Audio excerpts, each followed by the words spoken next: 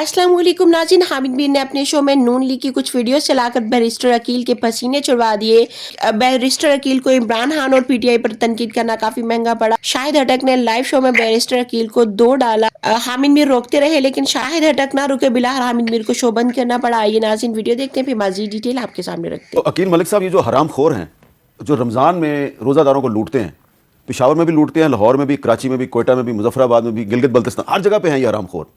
रियासत इनके सामने इतनी नाकाम क्यों है, कमज़ोर क्यों है, बेबस क्यों है? देखिए नहीं, रियासत कोई कमज़ोर नहीं है। रियासत बिल्कुल फेल नहीं हुई इस तमाम तर मामले में। जहाँ जहाँ देखें ज़ख़ीरा अंदोज़ी गंदम के हवाले से अगर आप देखें तो बिल्कुल हुकूमत ने एक्शन लिया। अब यहाँ पे इस हवाले से ज़ख़ीरा अंदोज़ी भी और उसके साथ साथ कीमतों को जो प्राइस लिस्ट है या प्राइस कंट्रोल लिस्ट है उसको फॉलो ना करने की वजह से जो एक्शन, जो फाइन्स हो रहे हैं, जो दीगर चीज़ें ज़िले इंतज़ामिया या तहसील इंतज़ामिया वो बिल्कुल अपना काम पंजाब में तो कर रहे हैं। मैं पंजाब की हद तक बात करूँगा, पेशावर में तो आपने खुद देख लिया जो सूरत हाल थी, जो सिचुएशन थी। हमने पंजाब पूरे में रमज़ान बाज़ार कायम किए। उन रमज़ान बाज़ारों में पहले की तरह, जिस तरह पहले एक मुतवातिर तौर पे पिछली नून लीग की हुकूमतों में भी रमज़ान बाज़ार कायम होते रहे। रमज़ान बाज़ार कायम हो के वहाँ पे अच्छी किस्म के जो अशय खुदनोश की चीज़ें हैं, मैंने खुद भी अभी क्योंकि कल विज़िट करना था और मैं अपने इलाके के हवाले से मैं बात करूँ तो 19-20 का फ़र्क तो हो सकता है क्वालिटी के ऊपर, क्योंकि मैं कोई लगी लिपटी नहीं रखूंगा इसमें, लेकिन उसको भी इंश्योर किया जा रहा है कि अच्छी क्वालिटी रोज़े में कम से कम, वरना मैं आपसे ज़्यादा सब बोलता हूं, बिल्कुल नहीं, आपकी किसी भी बात के ऊपर मैं कोई भी अच्छा कमेंट ना करूं। जो फैक्ट है, हम बैठे हुए हैं पेशावर में तो रमज़ान बाज़ार भी नहीं लगे। इस्लामाबाद में तो है ना रमज़ान। जी बिल्कुल, हम तो देखें इस्लामाबाद में रमज़ान बाज़ार है जी, यहाँ पे हम बैठे हैं, इस्लामाबाद से ये सारी गुफ्तगू कर रहे हैं, तो इस्लामाबाद की सूरत हाल भी देख लेते हैं जी। राशिदा शुएब की एक रिपोर्ट है। माह रमजान अपने साथ रहमतें और बरकतें लाया, लेकिन मुनाफाखोर महंगाई का तूफान लाने से बाज न आए। रमजान से कबल 400 रुपए किलो खजूर महंगी करके 500 और 550 रुपए में फरोख्त की जा रही है। 540 रुपए फी लीटर वाला दर्जा अव्वल कुकिंग ऑयल रमजान से कबल 50 रुपए महंगा किया गया। फिर रमजान पैकेज ऑफर में 20 रुपए की रियायत का ऐलान हुआ। यूं सार्फिन से 20 से 30 रुपए फी लीटर का मुनाफा कमाया जा रहा है। एक हफ्ता कबल चीनी 155 रुपए किलो से 175 रुपए के मनमाने रेट पर फरोख्त हो रही है। ये महंगा, चीनी पत्ती हर चीज महंगा। रमजान में तो रिलीफ मिलता ही नहीं है, बिल्कुल ही नहीं मिलता। बड़े बड़े पैकेज ऐलान हो रहे हैं गवर्नमेंट की तरफ से, इन पैकेजेस का फायदा पता नहीं किन लोगों को हो रहा है। बाबरकत माह में कीमतों के बेलगाम होने का जिम्मेदार गिरां फरोश माफिया कानून की गिरफ्त से दूर ही रहे। अकील मलिक साहब, आज के जो अखबारात हैं उनकी हेडलाइन है कि वज़ीर आज़म रमज़ान में महंगाई पे बरहम नाराज़। तो अगर वज़ीर आज़म साहब बरहम हैं, नाराज़ हैं, वो कह रहे हैं जी चीनी जो है उसकी ज़ख़ीरा अंदोज़ी की जा रही है, इसका मतलब ये है कि रमज़ान में रियासत बेबस है।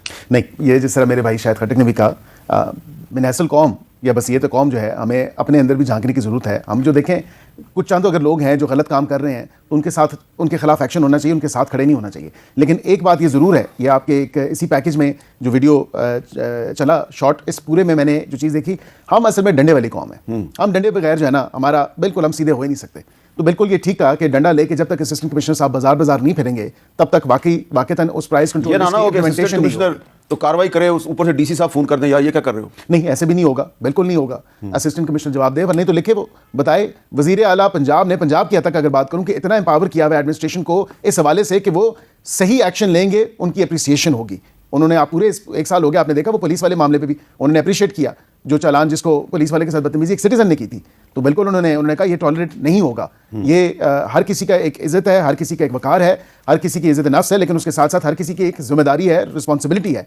और बिल्कुल असिस्टेंट कमिश्नर अगर ठीक काम कर रहे हैं और डीसी साहब अगर वो मना उनको करेंगे तो वो लिख के भेज दें, वो बताएं सीएम सेक्रेटेरिएट और बताएं कि जी ये मुझे डीसी ने ये कहा है।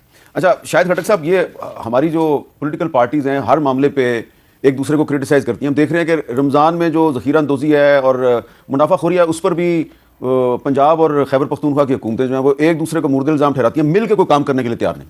मीर साहब, अगर इसमें एक हेल्थी कंपटीशन जहाँ भी होता है उससे मुल्क आगे बढ़ता है। अगर परफॉर्मेंस की बुनियाद के ऊपर गो के पंजाब हुकूमत के हवाले से जो फॉर्म 47 के हमारे तहफ़्फ़ुज़ात है, जिस तरीके से लाई गई है, जिस तरीके से बिठाई गई है, वो तमाम चीज़ें हमारी जो वही पे खड़ी है। लेकिन अगर परफॉर्मेंस की बुनियाद के ऊपर हुकूमतों में कंपटीशन हो तो ये बेहतर होती है मुल्क के लिए। और मैं चाहता भी हूँ, मेरी ख्वाहिश है कि कंपटीशन हमेशा रहे, कि मतलब एक सूबा कहे कि हम बेहतर काम कर रहे हैं, दूसरा सूबा कहे हम बेहतर काम कर रहे हैं। लेकिन सिंध और बलूचिस्तान जो है वो आपको बिल्कुल इस टाइम जो है वहाँ पे आपको खामोशी लगेगी, क्योंकि कंपटीशन नहीं है वहाँ पे।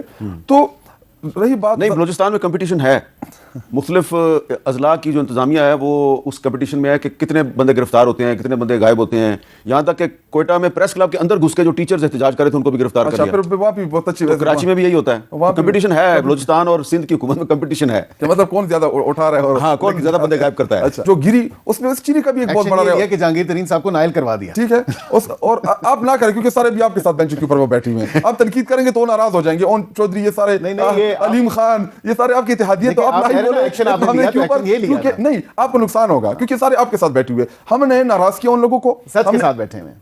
माशाल्लाह माशाल्लाह। कौन सा सच, किधर का सच, किस चीज का सच? जो आपने और आपकी सारे फॉर्म 47 के हारी हुए 5-6 नंबर के लोग हैं, आपके साथ बैठ गए असेंबली में, तो क्या ख्वाब है? पाकिस्तान को बर्बादी का ख्वाब करेंगे, पाकिस्तान को कर्ज तले डबोने वाला ख्वाब, इस मुल्क को लूटने वाले का ख्वाब। वो तो आपने सुनिए अलीम खान साहब ने क्या कहा कि मेरे और जहांगीर तरीन साहब के जहाज के अलावा, खान साहब तो वो किसी मेरे ख्याल से मेहरान गाड़ी में ही आते थे या एफएक्स में ही आते थे, यही उन्होंने कहा ना, उनका इंटरव्यू निकाल के देख लें। वो कहते थे कि ये उससे पहले क्या था, मतलब इनकी जो मेहनत थी, इन दोनों की मेहनत थी ना, देखिए अलीम खान, जहांगीर तरीन जो है वो कोई जानता नहीं था।